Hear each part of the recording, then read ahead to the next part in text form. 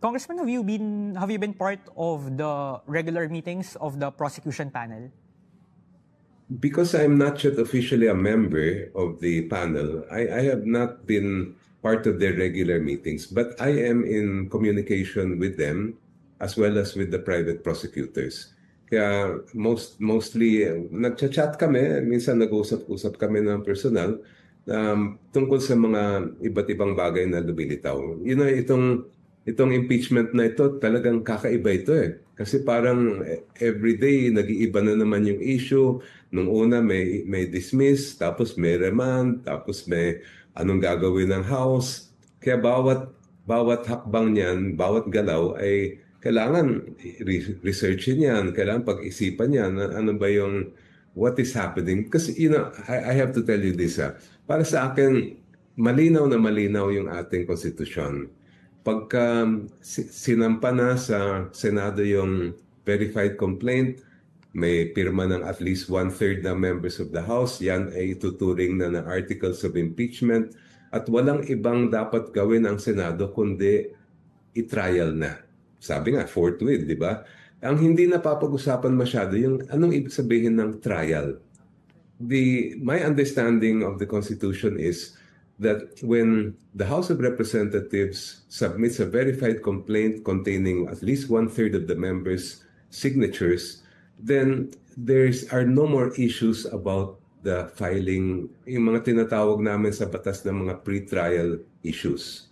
Kaya ang nakalagay sa Constitution, malinaw, i-trial na ninyo. Pag sinabi natin trial, ibig sabihin nun, yung pagpepresenta na ng ebidensya.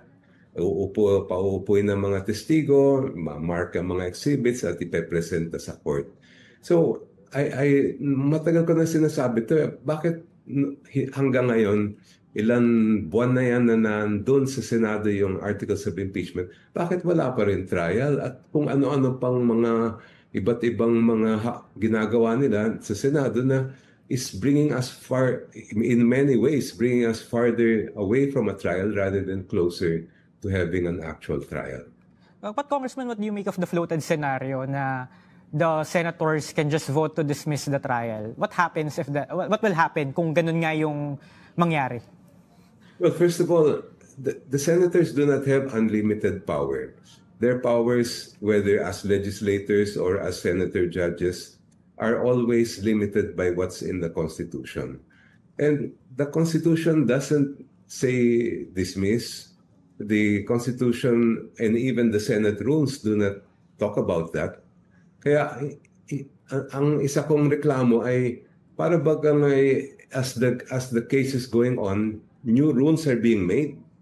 When the rules are clear, there's no need to make new rules about remanding, about requiring a certification of this or that, when all of this is not in the Constitution and it's not even in the impeachment rules of the Senate. How would you describe these new rules that nagpa-pop up po every time? They are in violation of the Constitution. Okay po. And will there be a Supreme Court challenge, at least from Akbayan, kung sakali mang dumating tayo sa scenario na hindi matuloy yung full trial because the senators just vote to dismiss the proceedings? Kung kinakailangan talaga, I think if pushed to that situation where there's no other choice, then I believe that these issues must be questioned before the court. Mm-hmm. Noong binalik po ng Senado sa House of Representatives yung articles of impeachment, they outlined two conditions. Yung una, to certify that the impeachment is constitutional, na ginawa na po ng Kamara ng prosekusyon. Pero yung second condition ay hindi pa nagagawa kasi hindi pa po nagbubukas yung 20th Congress. Ito pong dapat daw mag-express ng willingness yung House of the 20th Congress that it would still pursue the impeachment trial. Should the House of Representatives comply, Congressman? Well, there are many ways that the 20th Congress can express its willingness to proceed. For example, when sessions open, if the 20th Congress designates or appoints members of the 20th Congress to act as public prosecutors, that is clearly an indication that they want to proceed.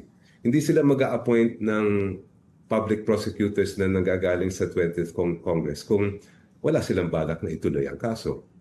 So while the Senate did direct, the court, Senate as an impeachment court did direct the 20th Congress to express that, it didn't say how, and I believe that if by the simple act of appointing public prosecutors from the 20th Congress, that is already compliance with the directive of the impeachment court.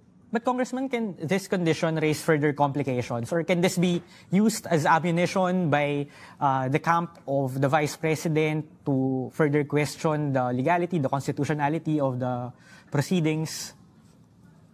Yun yung isang pinangangambahan ko eh. Kasi kung for example magkaroon ng certification or something similar, it might be, they may argue that, panibagong certification yan, panibagong Congress yan. Therefore, na-violate ninyo yung 1-year ban. Kaya para sa akin, dapat maging maingat ang House of Representatives sa paglabas ng resolution in compliance with that order, because we don't want to complicate this any more than it's already been complicated, and we don't want to give anyone an opportunity na ma-delay pa ulit ito kung questionin pa ulit ito sa Supreme Court.